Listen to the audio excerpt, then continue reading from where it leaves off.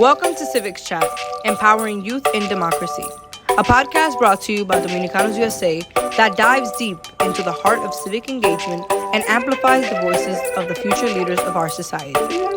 In each episode, we will discuss with our youth ambassadors the essential elements of democracy and discuss why voting matters to them. Hi, this is Carlos Sanchez, Civic Engagement and Outreach Coordinator at Dominicanos USA, with the fourth episode of our podcast, Civic Chat. I'm here with Nicole Hanau. I'm 17. I'm an upcoming freshman at the City College of New York, and my intended major is biomedical engineering. And my name is Aaron. I'm 18. I'm going to Brooke College. I'm entering freshman as well. My intended major is finance, and I'm from right here in the Heights. So as you know, this is part of the Youth Ambassadors program. The Youth Ambassadors program was created to promote and create leadership in the community through civic engagement and voter mobilization. So guys, you have been working in the community for all these 6 weeks.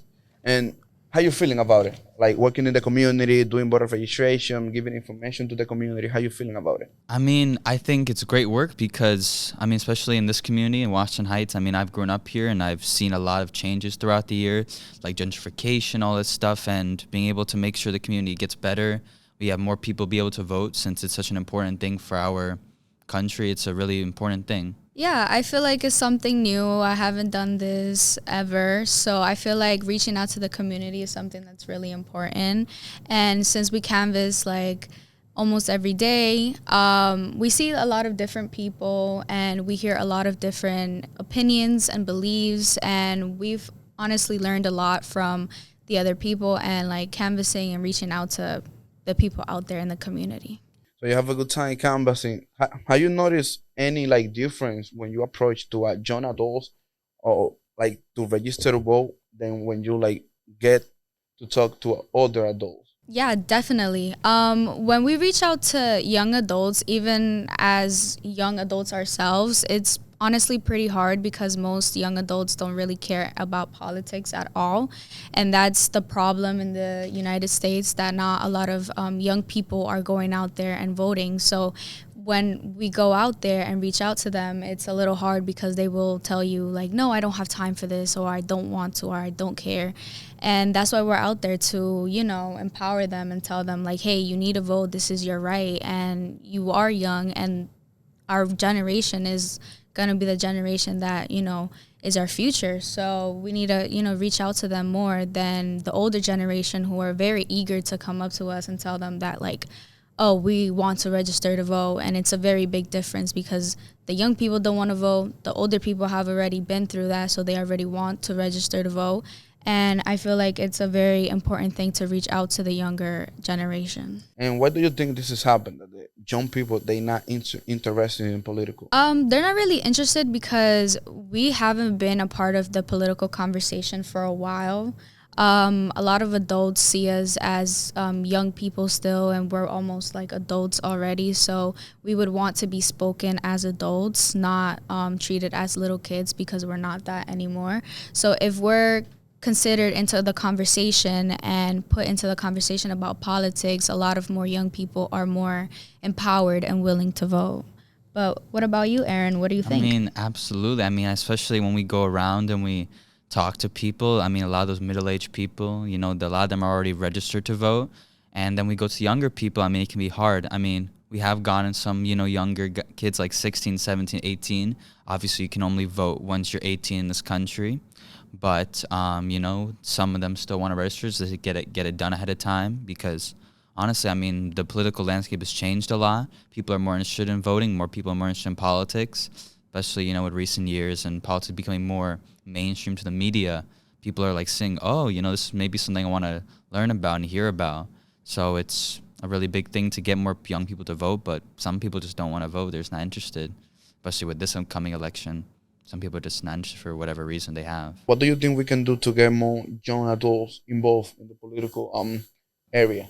I think we just have to really show the importance of it because young voice are such a big thing.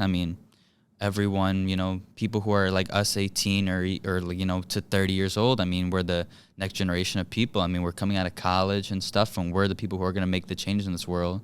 So, it's very important that the young voice get heard because obviously we have a lot of older people in government who are making the changes, but eventually it's going to have the younger people who are going to take over. So it's important that we hear our, what we want to change, and, it's important to get those guys to vote and to speak their mind. So 2024 presidential election is around the corner. So how you feel about it? How you see young people feel about it?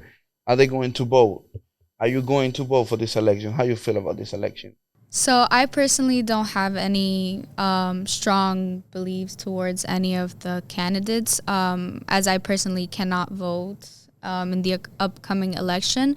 But we've seen a lot of young people who are very uninterested in voting, honestly, because of the elections and how interesting it's been so far, with like people dropping out of it or people coming into it. And A lot of controversy. yeah, a lot of controversies. But yeah, we encourage a lot of young people to do their research and do the research on their candidates and feel like, what is their belief, what candidate aligns with their beliefs, and that it's very important for their vote because it counts, especially in this election. Yeah, since most of us are now turning 18 and we're going to be adults, and most of us are coming into college and stuff like that, we need to do our research and be able to understand who we're voting for and why we're voting for. And that's what we try to put out there when we go out there and canvass to the youth. You mentioned something very interesting, that you are 17 and you cannot vote. But what are you doing to promote and reach out to your family and so you can see that they can vote? So since I can't vote, I tell my friends who are now 18 that their vote counts and their vote matters, and that if they don't vote on this upcoming election, then they can't complain about how their future is going to go because they didn't vote at all. So I encourage them a lot to, research and tell and see what candidate aligns with their beliefs, And that's why we're a democracy. The whole point of a democracy is the people are heard.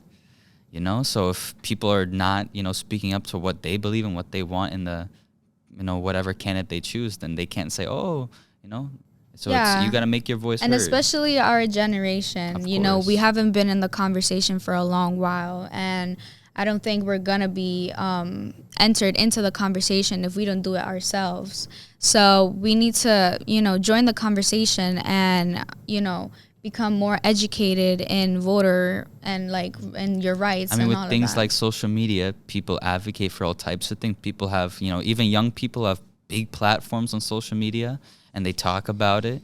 And that's also a very important thing because, again, some people just don't even know about what's going on.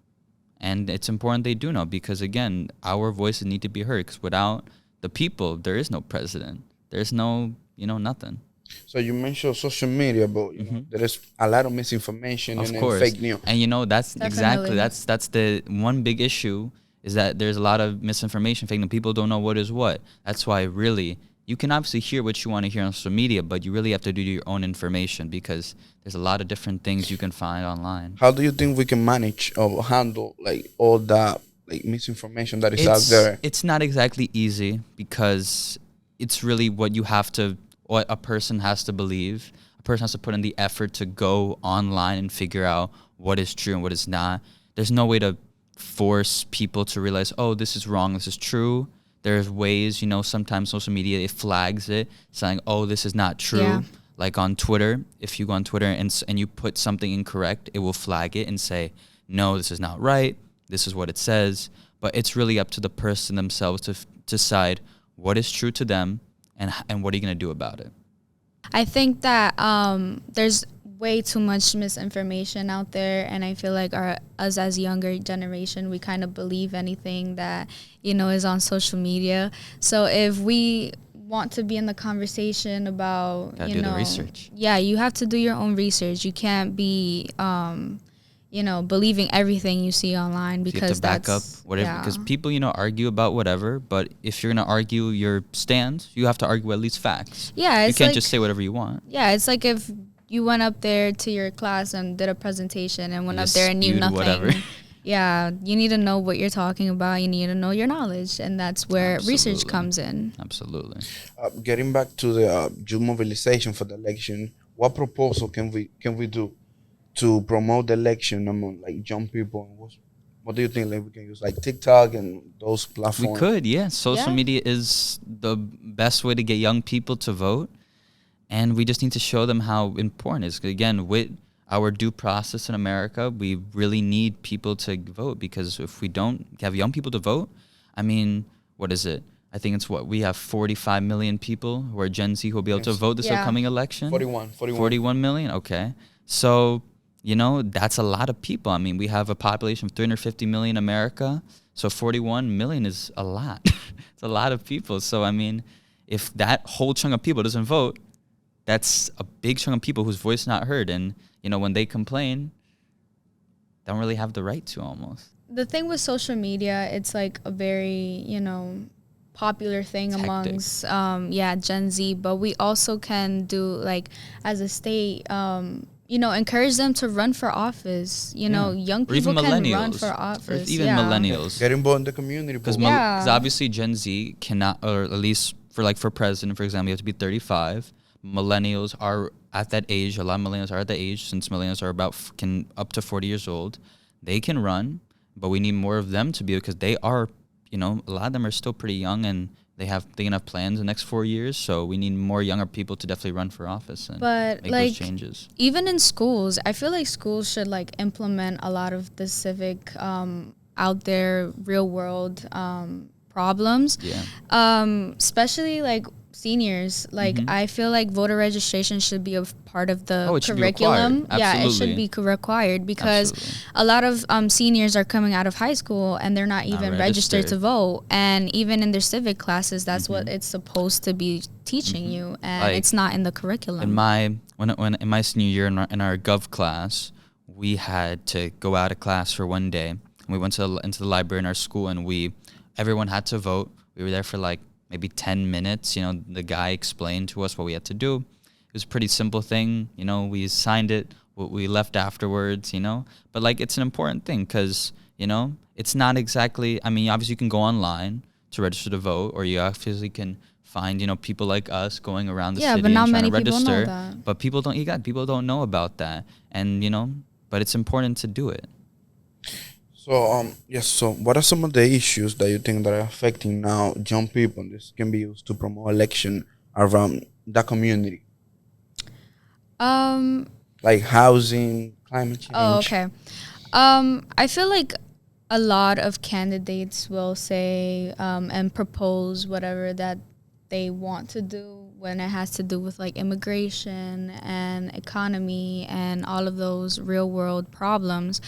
And I feel like a lot of young people are now listening to the candidates and what they propose. And if they hear something that it doesn't, coincide with them, they kind of, push it away and kind of don't want to be in the election.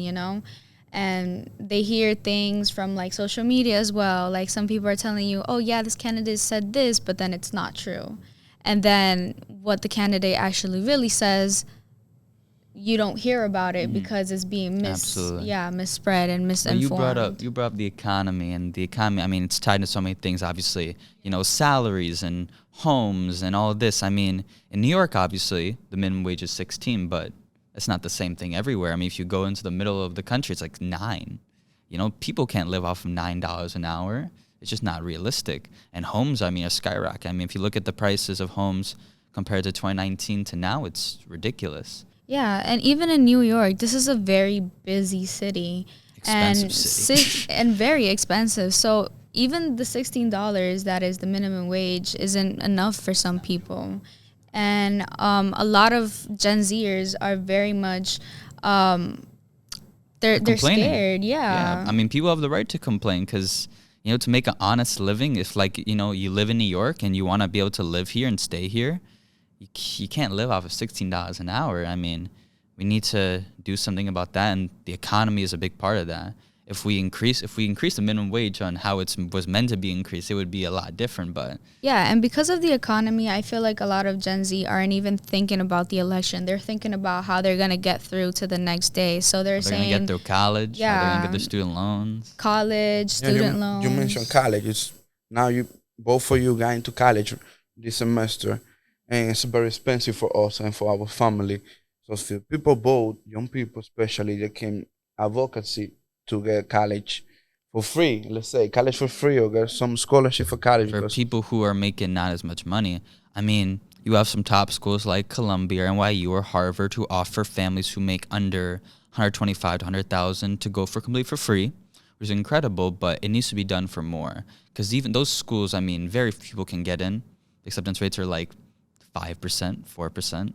But that is a start for those top Ivy League schools, but it needs to be done for more people because, I mean, there are obviously programs in the city for CUNYs like Seek who allow people with low incomes to be able to go to college for free because being able to go to college for free, I mean, getting at least an undergrad degree is very important. You can get so many opportunities with an undergrad.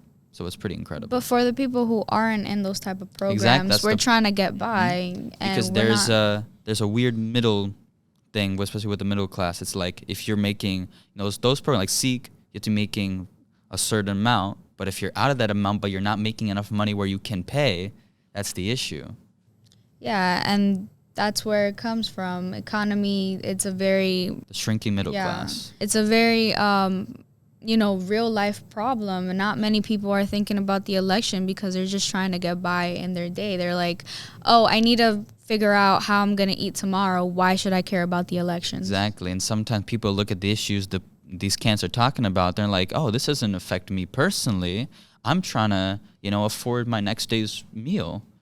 But, but people don't, I guess sometimes don't understand that it goes into that, if maybe not bringing up that issue, but they still need to vote for the candidate because maybe that change could be done. But if you want that change to be done, you need to go out and speak your mind. so based on your experience in the field and in the community, what advice would you give to young adults that are not involved in in political and they're not involved for the next presidential election? I would just, whatever you have on your mind, whatever you believe in, you should definitely speak out.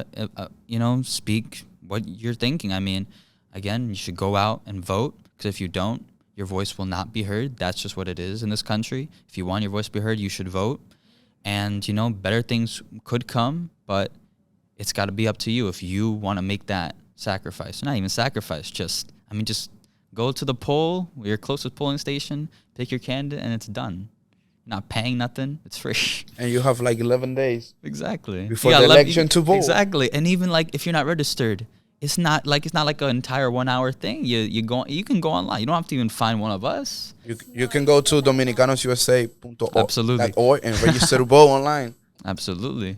It doesn't even take not even 5 minutes to do it. Not even. You write your name, your last name, your address. And especially in New York, you have to be registered to vote. So Well, anywhere. You got to be registered anywhere. You Yeah. can't vote without registration, but it's such a simple process. I mean, you would be thinking we're making you write an essay, but we're not. We're just ask your name, your address, so last for the Social Security if you have it, and pick your party. And you don't even have to pick a party. You can just if you don't want to be tied down to Republican or Democrat or Independent, whatever you believe, just pick no party and done. And this is how we conclude our fourth episode. We would like to thank New York Community Trust for supporting us, support this ambassadors program, and also support also we would like to thank Catholic Charis for providing us this amazing students, and we would like to thank the community for always supporting us, support DUSA, and support the work that we do every day.